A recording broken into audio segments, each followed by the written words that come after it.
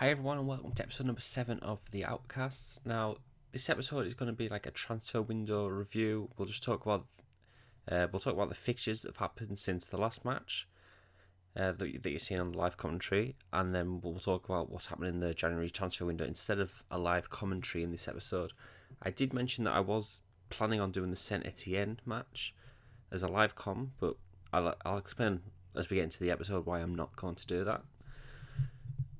So first off, you can see it's the 29th of January. The window is still open, but I've finished doing my business. There's no chance I'm going to make any more signings. I've got no money to do it.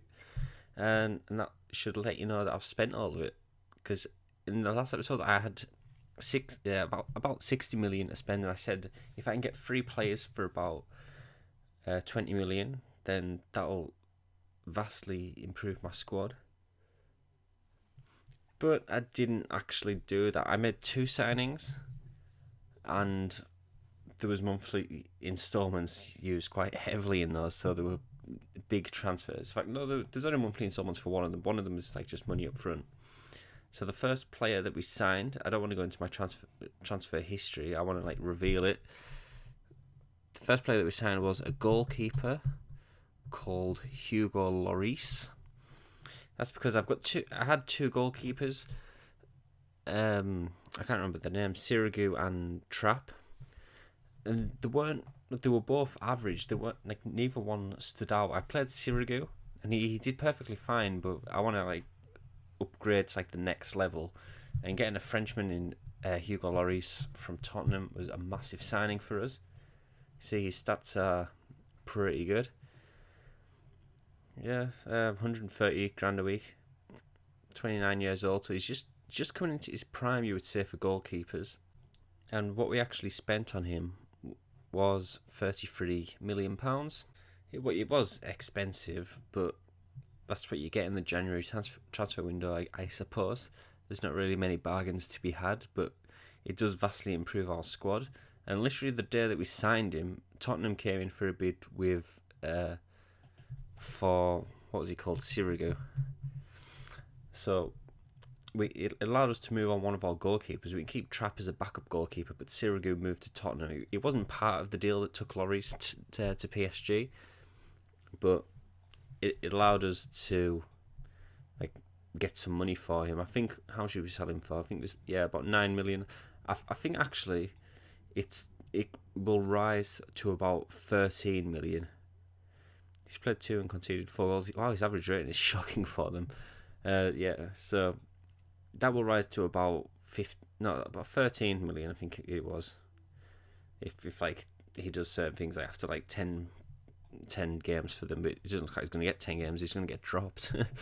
We got rid of Sirigu.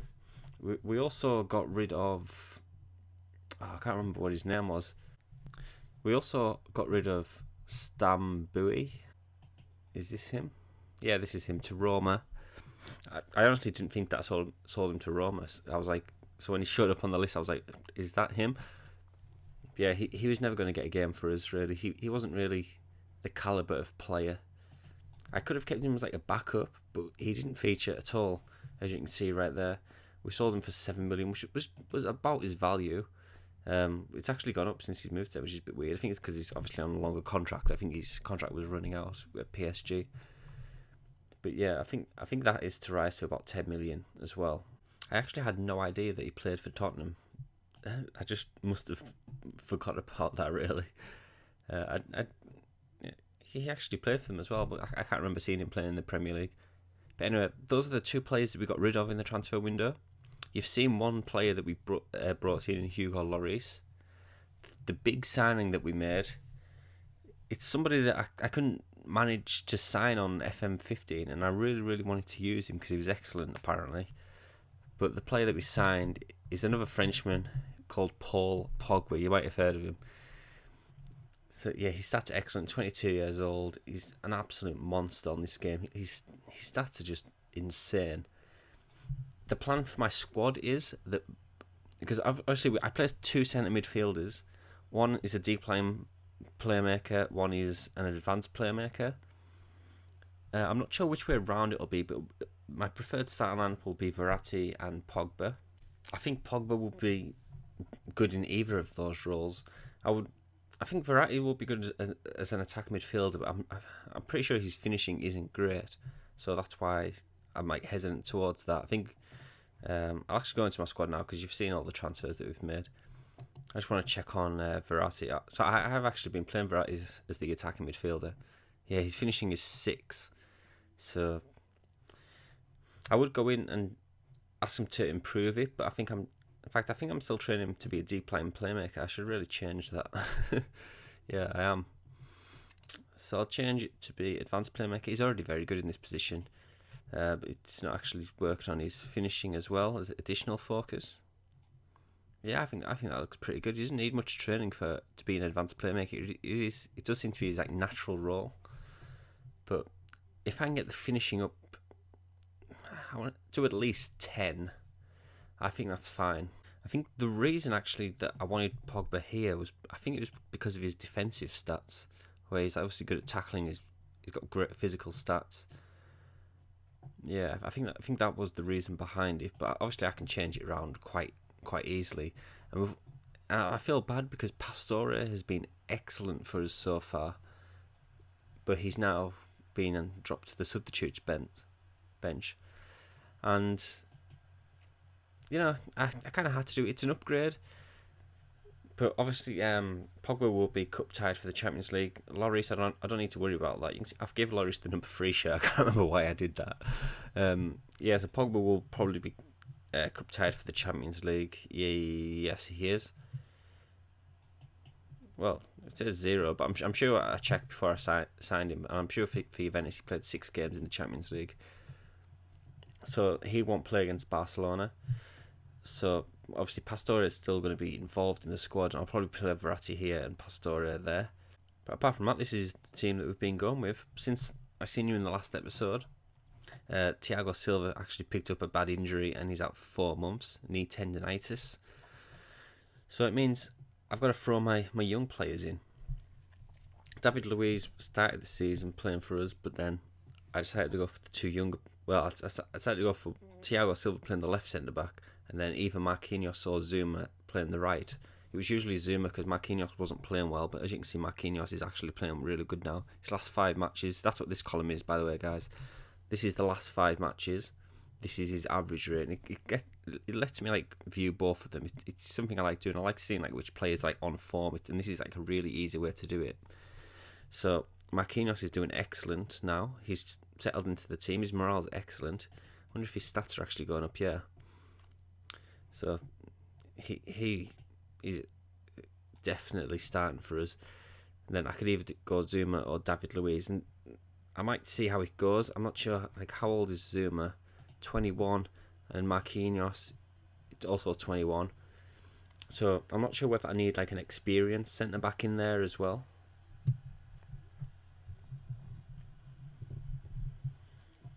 Because obviously, if I do need an experienced centre back, David Luiz will be coming in.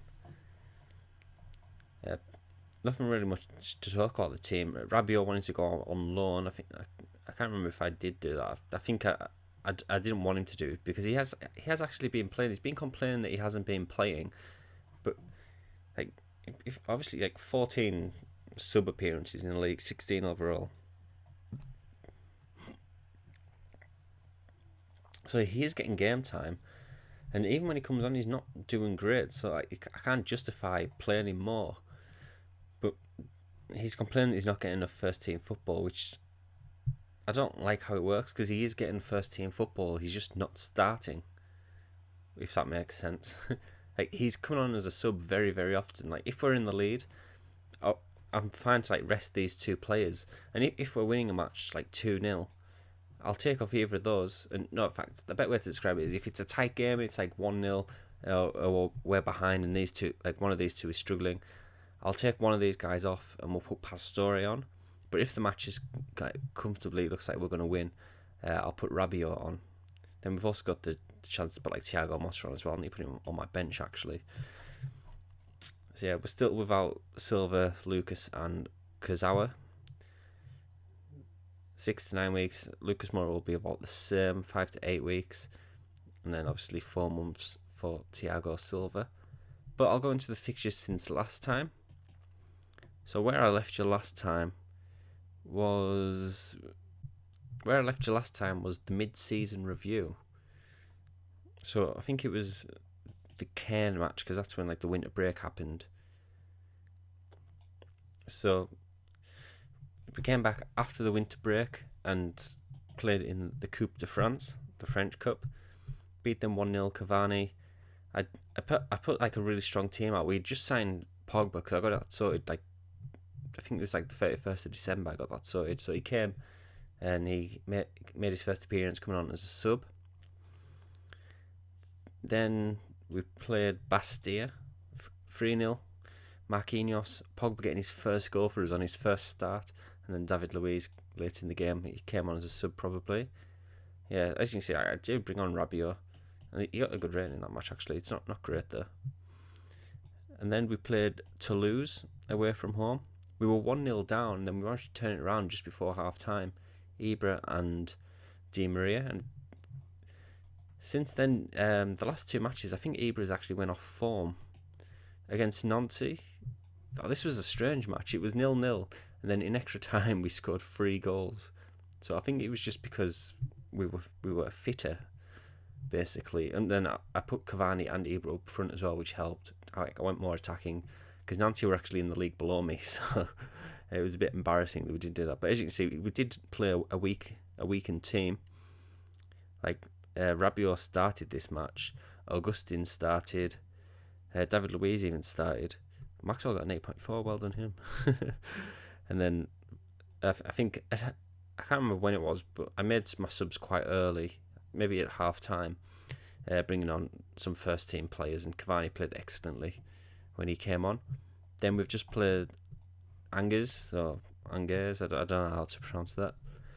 And I don't know how it happened, but they beat me in the league last time. As you can see, 2-0 there. So I was at home to like quite an average team. So all I needed to do for my team talk was like tell them to go out there and get revenge for what happened last time, and you just blow them away really. We were 2-0 up after 7 minutes, Di Maria and Cavani, and obviously like that was game over by like the 7th minute mark. We made it 3-0 before half time, 4-0 in the second half through Di Maria, and then Pastore late in the game there as well. So that's it. I'm not going to live commentate the Saint Etienne match, because if I show you the league table, I'll show you the big version of it. Is we're actually running away with the league now. We're 8 points clear. Our first run of like excellent form of the season, and Monaco, like in their last 5, they've lost and drawn. Because in the last episode, the mid-season review, I said that I predicted that we'll win the league by about 7 points. Where like we're not even in February yet, and we're already 8 points clear. So I think we're kind of running away with the league a bit. So I might take the focus of the live commentaries away from that, especially as it's like a pointless match against Saint Etienne. Although Saint Etienne have actually beat us twice this season, and we haven't beat them. They're on an awful run of form as well. I bet they win me. We lost them in the league. I can't remember how or why. And then I think they beat me on penalties in the French League Cup. So if it does get a bit tighter, but to be honest, I'm predicting that we'll pull away even further. But if it does get tighter, I probably will show more league matches. But it's just so I can get through the season a bit quicker, because I know like this is episode 7, and we're only in January, so I need to like hurry up. But I've decided for episode 8 and 9, it will be the 2 Barcelona legs. I want to make sure that you guys see both of those, because I don't like if I only show the second leg, then I feel like you've missed half the match with the away leg. We'll probably get like smashed in the away leg, to be fair, but we'll see how it goes. Barcelona got 5 players ineligible. They're probably just crap squad players, like the ones that were promoted from the youth team or something. Oh no, it actually says here had a Turan. They can register these players definitely. They've just signed Siglio as well, so they've got a new defender. Yeah, but Mascherano is probably he's out anyway with cruciate ligaments. Then that's it for us as well. You can see we've also got 3 players eligible. Lorries will become eligible, and I don't even know who Timothy Torfieb is. I have no idea who that is. Sorry to keep rambling, guys. It will be these 2 matches in the next 2 episodes. I might do like a double live commentary for the next episode, actually, rather than split it for 2 episodes. I might do both of these in one. It means that the episode will be a lot longer, but it means there's less episodes altogether, if that makes sense. But anyway, thank you guys for watching. Please subscribe to my channel. The support since I've created this channel is absolutely amazing. Please like this video to show me that you are enjoying it. Dislike if you don't. I don't mind if you dislike it. But personally, I'm really enjoying playing as PSG. I can't get into like the first season. It usually takes me a good while, but I'm actually getting into this quite now. I think it's because we've just hit a run of good form. But anyway, thank you guys for watching, and I'll see you next time.